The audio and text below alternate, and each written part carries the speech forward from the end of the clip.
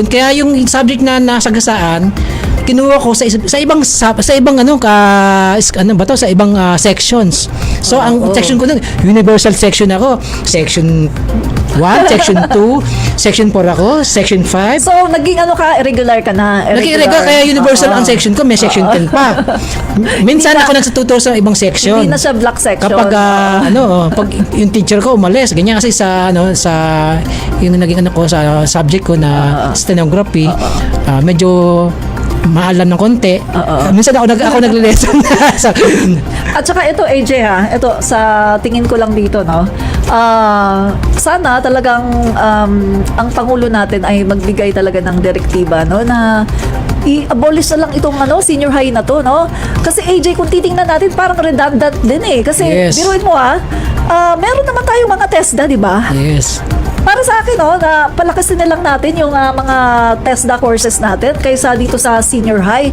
Dagdag 2 taon, dagdag gastos sa At mga yun magulang. sa sinasabi ko sa ABC course. Pagkatapos hindi ka naman makakahanap din ng trabaho kasi college graduate pa rin ang hinahanap. Ayun na nga, nasa inikwento yung nagkaroon kami ng ABC course, no? From 3rd year hanggang 4th year. Alam mo, admin, wala siyang kwenta. Kaya nga. Kaya tinanggal na rin yun kasi hindi siya naging successful. Dahil una-una yung teacher din di handa.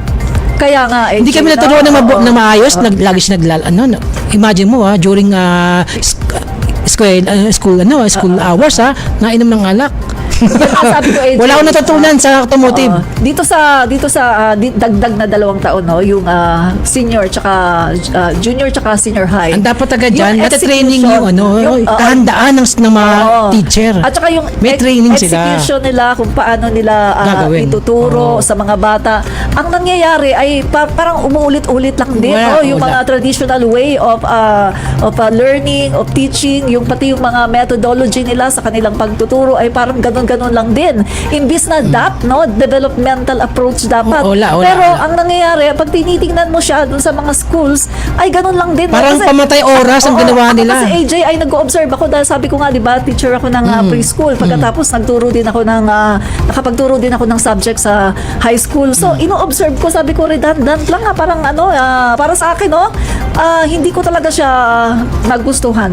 At talagang para sa akin, naghihirap lang dito at isa pa, admin Rich, magulang. At isa pa, nung college ako, may ganitong klase katuruan. Parang gusto lang mapanibago, mabigyan ng chance yung mga first year to second year college na mapagtrabaho na rin. 3rd year and 4th year. Ang mangyayari, pag first year to matapos ka ng second year, technician ka na. Pwede ka na mapaghanap ng trabaho as technician ka na. Ganun ang ginawang sistema before sa college. Pero hindi pa rin naging successful kasi una-una, hindi pa rin enough naman yung natutunan mo sa college. Kasi una-una, puro minor subject pa rin lang nakukuha mong subjects. Hanggang first hanggang second year. Hanggang second year. Puro minor pa rin naman yan. Konti pa lang major. Kumbaga, katulad ako nung first year college ako, chemistry student ako nung college ako. Math at saka chemistry, 1 pa lang naman ako. Pag second year ka na, chemistry 2 hanggang chem 15, chem 14. Ayun pa lang, hindi mo pa taga siya maaasahan na makakapang maayos na trabaho sa kursong kinuha mo. Hindi pa, wala ka pa. Nasa, ka pa lang, kumbaga, naghukay pa lang ng lupa, pa lang, napatag pa lang. May mga kurso kasi wala pa. Na medyo matagal Pag talaga. third year ka pa lang talaga, parang sa nursing, kapag nag-take ka na, kaya sa medtech, mag-take ka muna ng battery exam. Pag pumasa ka, tsaka pa lang yung mga higher subjects ninyo o yung mga tawag ito, yung mga major subjects nyo. Ganun din sa nursing. Magte-take ka muna ng 2 years bago ka mag-battery exam kung titignan kung pwede kang maging nursing student. Hindi ka basta-basta yung mag-apply ka ng nursing. Hindi pwede. Kasi wala, minor subject pang nalalaman mo. Kaya nga, AJ, balik tayo doon dito sa senior high na to, yung pagbatikos ng ating Pangulo. Sana ma-abolish na talaga ito. Kasi eto AJ sa panahon, no? Yung dagdag panahon, pera, dagdag gastos, tapos yung bata, no? Yung Tinatamad na. Natatamad pa yung bata. Dahil Mahaba pa yun. Pagkatapos yung sinasabi nila Naunsyami sila, no? nakakapagtrabaho naman, hindi naman totoong naunsyami. nakakapagtrabaho, di ba? Naunsyami Dahil lang. kapag pag-apply ng trabaho, mas pinipili pa rin yung college graduate. Yes. And then yung panglima, hindi naman lahat ng mga Pilipino ay mag-a-abroad. Yes, Diba? no? Kasi yan yung Ayaw pa rin lang umalis. yan kasi yung Karamihan kinontes ayaw nila na, umalis. ay, dapat lang to kasi para pag nasa abroad na hindi na mag-aaral. Hindi naman lahat ng Pilipino mag-a-abroad para magtrabaho. Kaya diba? dapat ang ating mga mambabatas, kung gagawa kayo ng batas, pang-Pilipino. Oo. So, Huwag nyo isipin yung gato ibang bansa. Hindi ganun. So, ang suggestion ko, AJ, mas palakasin na lang natin yung mga courses natin sa Yes, TESDA. Para hindi na rin siya, di ba, redundant. Kasi, may 2 taon pagkatapos, pag kailangan mag-TESDA para makakuha ng Ayun, NC1, NC2. ganyan na lang. Di ba? Kasi yan din, kinakailangan din yan sa abroad na hinahanapan din ng assessment. Actually, yan talaga yung nire-recognize no? Kinikredit sa abroad. Yung mga NC1, NC2, yes. Kasi alam NC natin na yan. yun. Oo, yan talaga nire-recognize kapag mag-a-apply ka ng trabaho sa abroad. So, para sa akin, tanggalin na yung senior high na yan. Pagkatapos, palakasin na lang, mas palakasin natin yung mga courses natin sa TESDA. Yun na lang, mas bawas pa sa sa budget, di ba? Yes, Mas makakatipid pa ang gobyerno sa at budget. ilang months lang yun. Oo, at yung mga budget na matitipid, ilagay na lang doon para ilagay na lang sa edukasyon para mas lalong gumanda, no, yung edukasyon ng Yes, ating tama, mga Admin Rich. learners. Alam mo, Admin Rich, meron akong tip sa mga IT student, no, at sa mga IT graduate na kung gusto nyo makapag-abroad, especially sa Japan, mag-aral kayong Nihongo. Libre po sa TESDA po yan. Libre, meron pa allowance. Alam niyo po, sa madating na buwan o taon na to, maghahagilap ng maraming IT ang Japan. Correct. No? Magagagilip sila ng mga IT, no? So, pero kailangan mag-training muna ng Nihongo.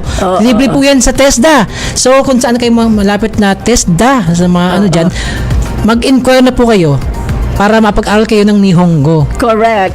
So, yung Importante yan. AJ, yung ating mga nanonood ngayon, comment nyo nga kung papayag po ba kayo na i-abolish na yung senior high. Yes, po comment yan ang kayo, natin, mga kababayan natin. katanungan ngayong gabi. Yan. Comment kayo at para malaman natin kung ano ba ang inyong pulso. Yan, pulso natin ating mga estudyante. Yan. At saka ang ating mga magulang na nagpapaaral kasi sila yung gumagastos eh. Sila yung naghihintay sa panahon na dapat pinipitas na ang mga bunga. Ang nangyayari ay wala pa rin, no? Wala pa rin, wala nang napitas. Hindi pa bumunga yung lalaking papaya. Walang napitas. Lalaki pala yung natanim niya, no? Na papaya. Naghintay siya ng hintay ng pagbunga ng papaya, hindi namunga. So kailangan talaga, no? Unang-una yung ating mga anak, mga kabataan natin ay gusto mag-aral. Kapag hindi nila gusto mag-aral ng ganun katagal sa college, TESDA is the answer. Yung anak ko nga, AJ, dapat matagal na siyang nakatapos ng college pero dahil dyan, pagkatapos, inabutan pa ng pandemic, grabe, talagang delay na delay yung kanyang pag-graduate.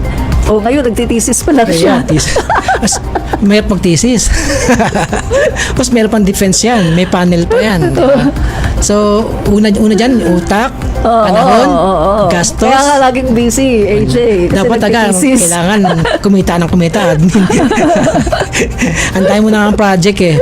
So, sa mga kababayan natin out there, sa mga ating mga kababayan, especially nga pala, no, kung may gusto kong batiin, Admin Rich, ay, hindi po pwedeng, doon. hindi po pwedeng hindi ko to babatiin, no? Naku, magagalit sa akin to.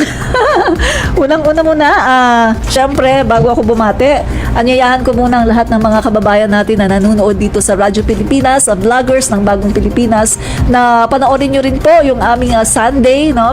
Meron din po kami Sunday with Martina. Hello, Martina! Kamusta ka na, no? See you on Sunday. At saka mga kaibigan, no? Pakipollow na rin po ang aking YouTube channel, Admin Rich, at ang aking Facebook page, Admin Rich Comentarista, maging yung aking TikTok page, Admin Rich din po. At mga kaibigan, binabati ko po si Ame Ruzul at maging si Kuya Mel. Service ni Kuya Mel, ingat lang kayo lagi sa biyahe, yan, at saka si Rogelio Ruzul, at saka syempre si Jessie Velasco na palagi ding nanonood, si Florcita Anakaya. Marami pong yes, salamat. at syempre, no, binabati ko ang aming barangay captain sa aming barangay, no? Si Chairman Jojo Zapata, no? Magandang gabi. At syempre ang ating kaibigan sa mga ating mga OFW around the world, magandang gabi po sa inyo at magandang umaga. Especially kay Wilma. Kay Miss Wilma ng Florida, USA.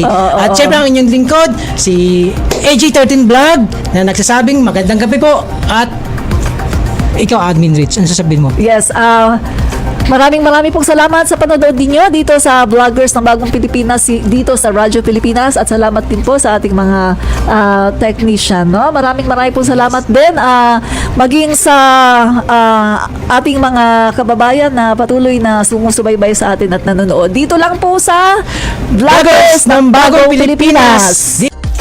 Time to celebrate kultura.